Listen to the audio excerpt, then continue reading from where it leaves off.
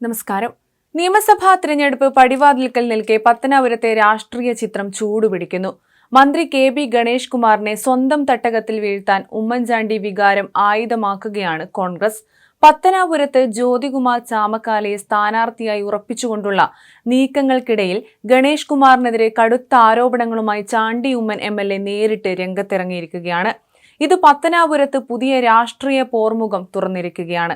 എന്റെ കുടുംബത്തോട് ഗണേഷ് ഇങ്ങനെ ചെയ്യുമെന്ന് ഒരിക്കലും കരുതിയില്ല എന്ന് ചാണ്ടി ഉമ്മൻ പറഞ്ഞു. പത്തനാപുരം മാങ്കോട് ജംഗ്ഷനിൽ നടന്ന UDF പൊതുസമ്മേളനത്തിലാണ് ചാണ്ടി ഉമ്മൻ വികാരധീനനായി സംസാരിച്ചത്.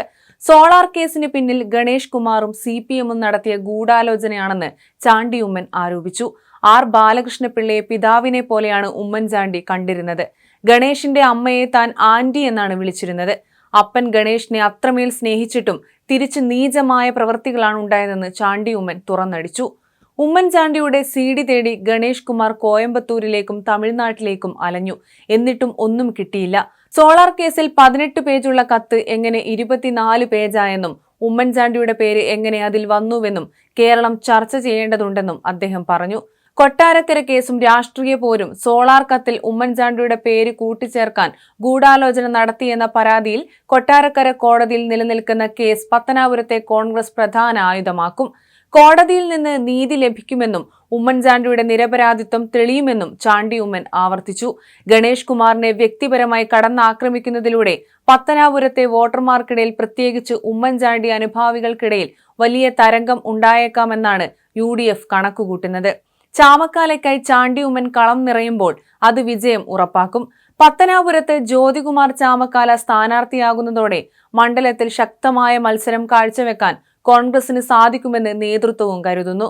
ചാമക്കാലയുടെ പ്രചാരണത്തിന് കരുത്തുപകരാൻ ചാണ്ടി ഉമ്മൻ സജീവമായി പത്തനാപുരത്തുണ്ടാകുമെന്ന സൂചനയാണ് ഇന്നത്തെ പ്രസംഗത്തിലൂടെ പുറത്തുവരുന്നത്. പത്തനാപുരം പിടിക്കുക എന്നത് കോൺഗ്രസിനെ സംബന്ധിച്ച് ഇത്തവണ അഭിമാന പ്രശ്നമാണ്.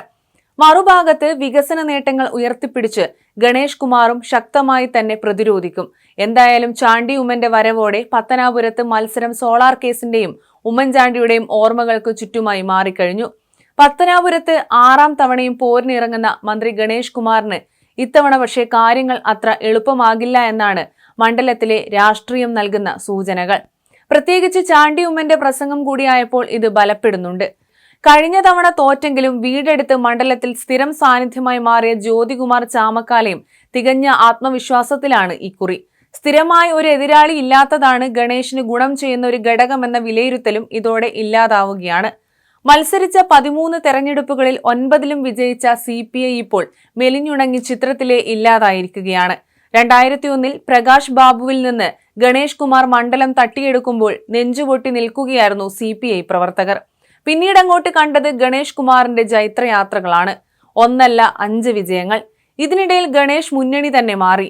എതിരാളികൾ ഓരോ തവണയും മാറി മാറി വന്നു. വെള്ളിത്തിരയിലെ താരങ്ങൾ പത്തനാപുരത്തെ മണ്ണിലിറങ്ങുന്നത് കണ്ടത് 2016-ലാണ്. എതിരാളികളായി ജഗദീഷും ഭീമൻ രഘുവും വന്നു. പ്രചാരണത്തിന് മോഹൻലാലിനെയും ദിലീപിനെയും കാവ്യ മാധവനെയും ഒക്കെ ഇറക്കി ഗണേഷ് കുമാർ മുന്നോട്ട് തന്നെ പോയി.